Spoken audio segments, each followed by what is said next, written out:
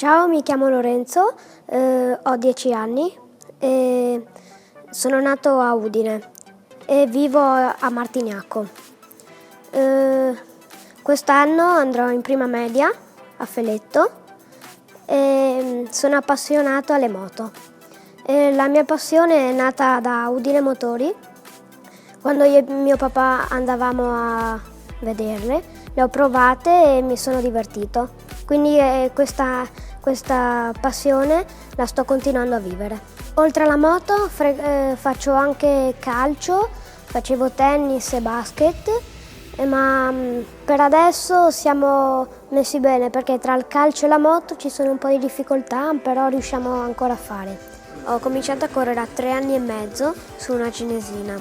Poi, dopo essere andati in giro a vedere le piste, abbiamo incontrato Torre di Mosto, dove ho fatto un corso scuola con le moto per 3 anni, dove ho conosciuto molti amici, di cui alcuni quest'anno continuo ad andare con loro. Ho cominciato con le mini moto, che erano molto potenti, con ruote 6 pollici, e con quella moto ci ho fatto 5 anni, di cui 2 campionati.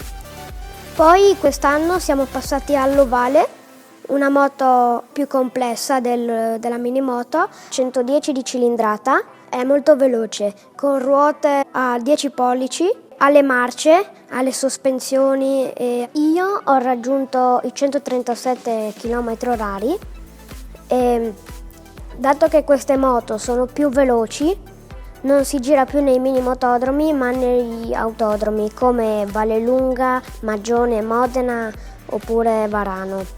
Ho fatto il campionato italiano e il campionato europeo e al campionato europeo sono arrivato terzo e anche lo scorso weekend all'ultima gara ho concluso in terza posizione il campionato italiano. L'anno è concluso e il prossimo anno, nel 2018, faremo il campionato italiano con la 160.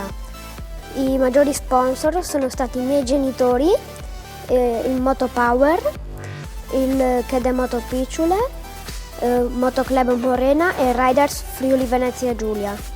E per il prossimo anno non bastano solo loro, ma se qualcuno ci volesse dare una mano, io soprattutto sarei molto felice. Fino ad adesso abbiamo corso io e il mio meccanico, cioè mio papà. E dato che dal prossimo anno il campionato sarà più competitivo e mio papà non è un vero e proprio meccanico, se ci seguisse un team sarebbe molto più facile arrivare tra le prime 3 posizioni. Magari riuscirei anche ad arrivare primo al campionato. Ringrazio Luigi della General Moto che mi ha procurato la moto e durante tutto il campionato mi ha aiutato. Poi ringrazio anche David Rodorigo che all'ultima gara a Vallelunga mi ha fatto come meccanico. Sarebbe bello che il Friuli Venezia Giulia mi aiutasse a continuare ad esaudire il mio sogno, cioè quello di arrivare primo e di poi salire di categoria sempre di più fino ad arrivare alla MotoGP.